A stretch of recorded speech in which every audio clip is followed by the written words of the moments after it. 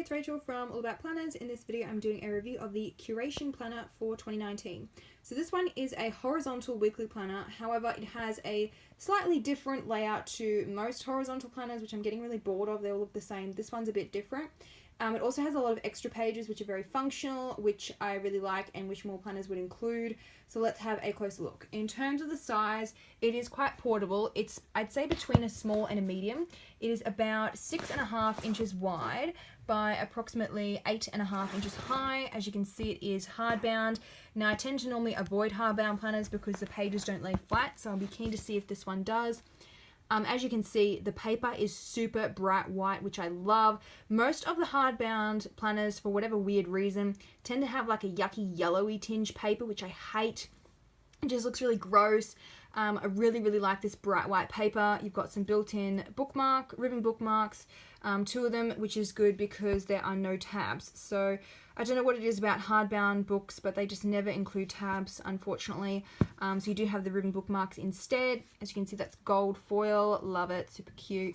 Let's have a look at the rest of the planner.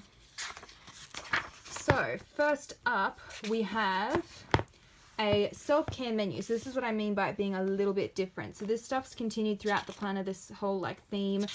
So it's not just here's your paper, write your stuff. It actually has a bit more of a guide to it, more like guided planning.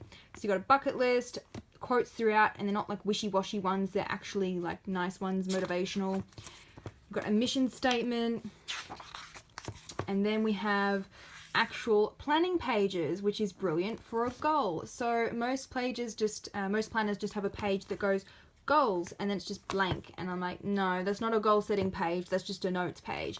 This one has a really good structured planning page. Just give you a quick overview. Lined writing space, I really like this down here, something different, and a nice big steps checklist with a target date, so if I don't have a date, it's not going to get done. Love that that's built in. And then we have more of these, so if you have multiple goals, which you should, throughout the year, you can plan all of them in the one place. You're not going to run out because you get quite a few of these. And then we have some habits. So a little different to most planners when they do habits. It's not just a habit tracker. It has the why and where you can map stuff out. I'm not sure if I would use this because I tend to just have a habit tracker where I tick things off. But if you have a lot of things that you're trying to juggle and you need to prioritize, this could be a good page to help you work that out. There's a few of those. Now, this is what I was talking with the functional pages. So, savings tracker. You've got a savings goal and a savings plan. So most planners just have this sort of page where you just write stuff down. This one is a little different, and you've got an actual planner on how you're going to do the savings. So really like that. I like the progress bar as well. Then we have the dates at a glance calendar, the public holidays for 2019. Now it is an Aussie planner, so it does have a lot of focus on Australia and New Zealand.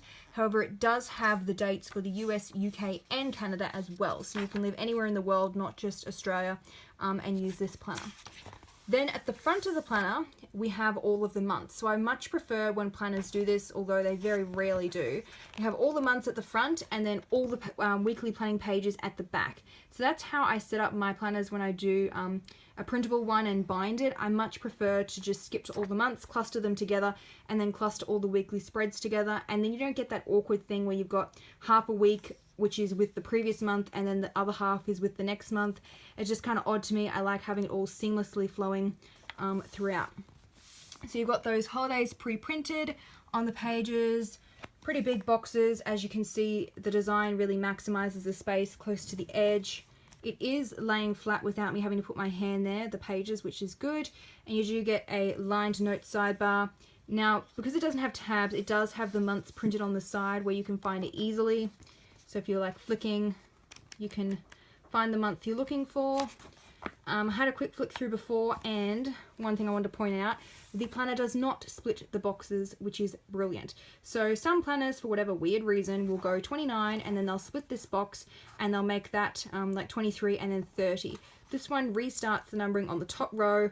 Thank goodness someone has common sense. Brilliant. Now I get a proper full box to plan the day. Big tick. Wish more planner companies did that. The monthly calendar starts on a Sunday. And the weekly spread starts on a Monday, so it'd be even better if they kept that consistent. The start day. So just show you a few of those, and then we'll get into the rest of the planner. So they have this glossary, what are the little like icons mean, which you will see throughout the weekly spread when I show you in a minute. Now, the monthly planning page, you've got this drawing board, so like open-ended space, mission progress. So when you have set those ones in the earlier pages of the planner, this sort of like follows through.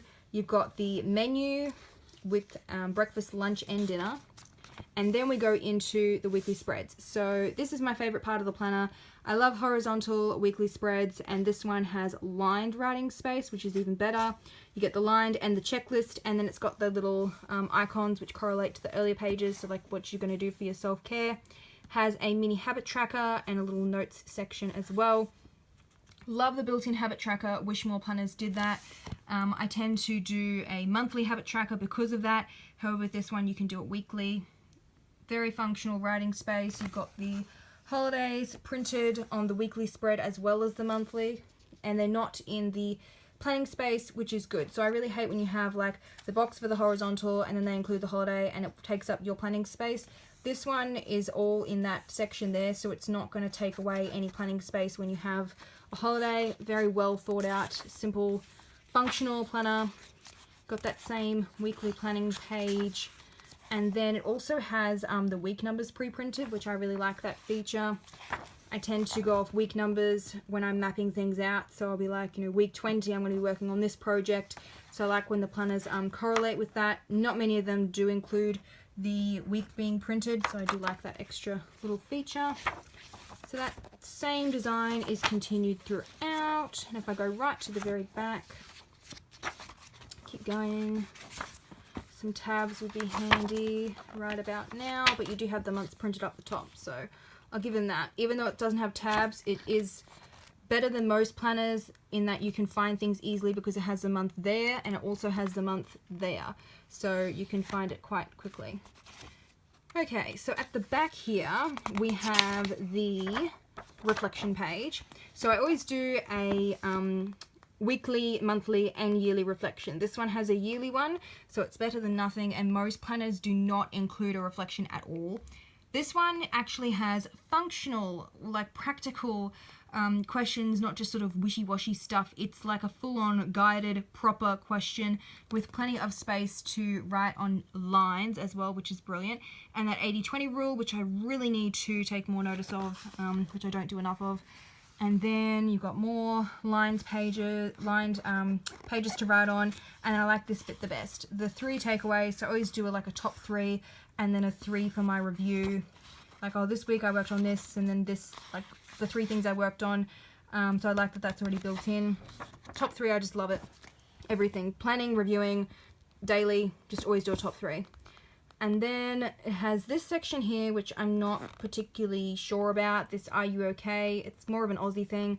I don't really think I would ever read this or refer to this page, but it's there if you want it. Another nice quote. And then some open-ended notes pages at the back. I will be doing a pen test. I'll include the link to the post, which will have that in the description box below. And then that's it at the back. You've got that cute gold foil. I do feel like it is quite high quality, especially for a hardbound with that paper. I'm just loving the bright white paper. Not many hardbound planners have that, so I'm really loving that, and very functional design and layout throughout. So I'll be definitely doing the pen test, and I'll include the photos on the blog in a post. Link will be below. Hope you found this review helpful, and I'll see you in the next one.